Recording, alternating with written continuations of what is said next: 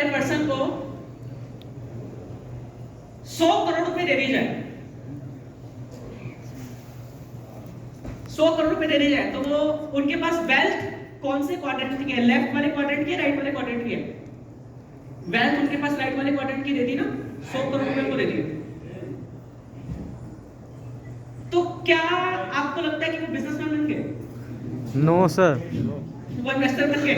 No sir.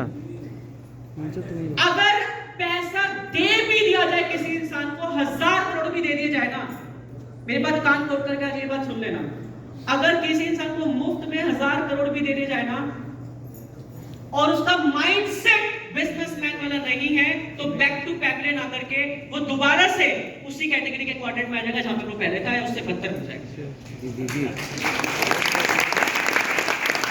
Now let me give you an example.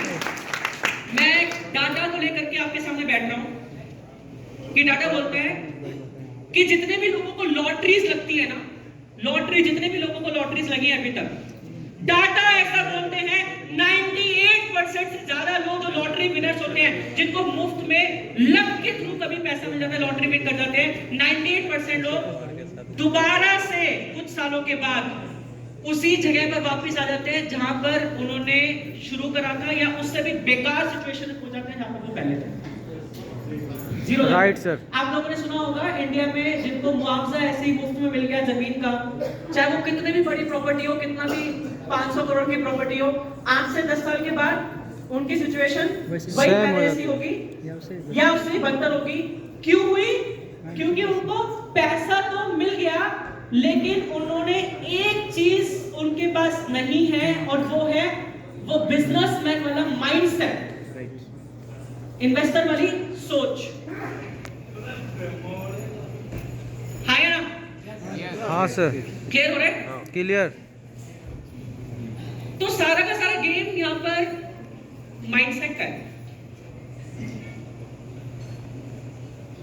अब हमें यहाँ पर क्या सोच, अब देखो होता क्या है, जनरली मैं बताता हूँ होता क्या है। स्कूल्स, कॉलेजेस, यूनिवर्सिटीज, हमारे आसपास का माहौल, हमारा परिवार, हमारा घर, हमें एक ही बात शुरू से समझाई जाती है कि बच्चे अच्छे से पढ़ाई करना, स्कूल के अंदर बहुत अच्छे अच्छे मार्क्स लाना, उससे अच्छी अच्छी यूनिवर्सिटी मिल जाएगी, अच्छा अच्छा डिग्री हो जाएगी, उसके बाद कंपटीशन में फाइट करना, और अगर आप कंपटीशन में फाइट करके जीत गए तो आपको एक अच्छी सी जॉब मिल जाएगी और आपकी लाइफ क्या हो जाएगी? सेट हो जाएगी। हम सब लोगों के परिवारों में, घरों में यही चीज हमें बचपन से सिखाया जाता है। सिखाई जाती है। है ना? Yes sir. आप सोच करके देखो, अगर माइंडसेट ही हम लोगों का बनाया गया है एम्प्लॉय और सेल्फ एम्प्लॉयड कैटेगरी वाला, तो क्या हम कभी जिंदगी में एक बिजनेसमैन और इन्वेस्टर बन पाएंगे क्या? नो। मैं एक एग्जांपल लेता हूं। अगर आपको हैंडबॉल यानी कि बास्केटबॉल खेलने की आपको आदत है और आप 10 साल से बास्केटबॉल या हैंडबॉल आप खेल रहे हैं, और मैं आपको बोलूं कि आओ मेरे साथ आप फुटबॉल खेलो, तो कॉन्शियसली आपको पता है ये फुटबॉल हाथ से उठानी नहीं है, कॉन्शियसली आपको मालूम है, लेकिन फुटबॉल जैसे आपके सामने आएगी तो आप क्या करोगे? आप उसे हाथ से उठा लोगे। क्यों? क्योंकि आपकी ट्रेनिंग हैंडबॉल और बास्केटबॉल खेलने की हुई है बेटा। हाँ या ना? हाँ सर। अगर हमारी जिंदगी में ट्रेनिंग ही हमारी एम्प्लॉय बनने की या सेल्फ एम्प्लॉयड बनने की हुई है, माइंडसेट वो डेवलप हुआ है,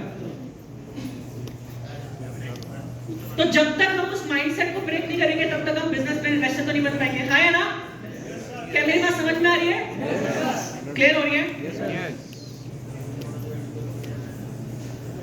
अब हम सब लोगों को क्या करना चाहिए? हम सब लोगों को अपनी लाइफ को अगर प्लान करना है, लाइफ को अगर चेंज करना है, तो हम सब लोगों को एक चीज पर फोकस करना चाहिए, और वो ये है कि कैसे मैं लेफ्ट क्वाड्रेंट से राइट क्वाड्रेंट की तरफ एंट्री ले सकता हूं। कैसे? यस। अब ज्यादातर लोग पता है क्या करते हैं, मैं बता देता हूं आपको, क्योंकि हमारा माइंड सेटअप फैमिली के द्वारा सिचुएशंस, कंडीशंस, जो आसपास का माहौल होता है, ये बनाया होता है एम्प्लॉय वाला। एम्प्लॉय बन करके जब लोग खुश नहीं होते हैं, सेटिस्फाइड नहीं होते हैं, तो वो अपना कुछ ना कुछ काम करने की सोचते हैं, जैसे आज हम आईटी कंपनी में काम कर रहे थे तो कुछ लोग क्या करते हैं, कल को 4-5 लोगों की टीम बना करके अपनी आईटी कंपनी डाल देते हैं, वो सेल्फ एम्प्लॉयड बन जाते हैं।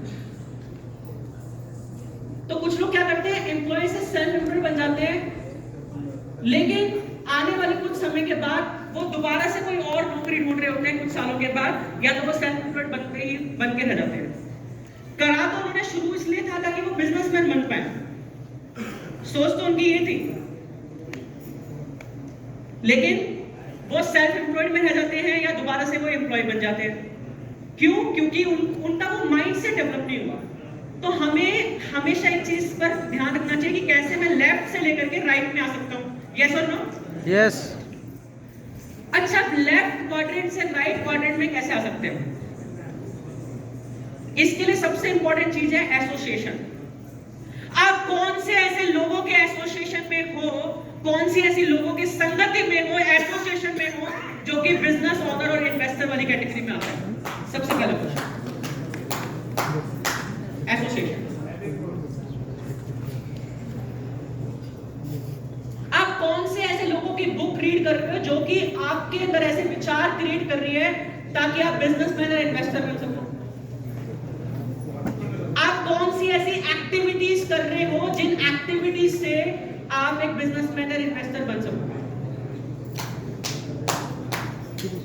That is the most important thing. क्योंकि जब तक हम अपना एसोसिएशन नहीं चेंज करेंगे, एक्टिविटीज ही चेंज करेंगे, तब तक हम इस क्वाड्रेंट में नहीं उतरेंगे।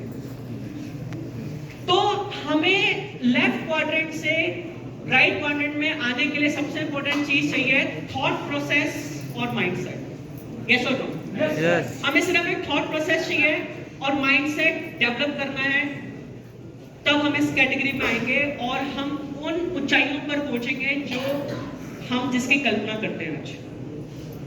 राइट?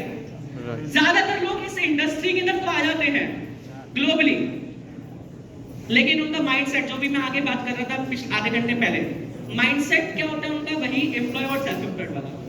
यस और नो? यही कारण है कि वो सिर्फ स्ट्रगल करते रहते हैं और अपनी लाइफ में अपने ड्रीम्स को पूरा नहीं कर पाते। क्लियर हो गया? तो thank you so very much कि आप लोगों ने इतना जबरदस्त तरीके से मेरे को सुना। Thank you so much for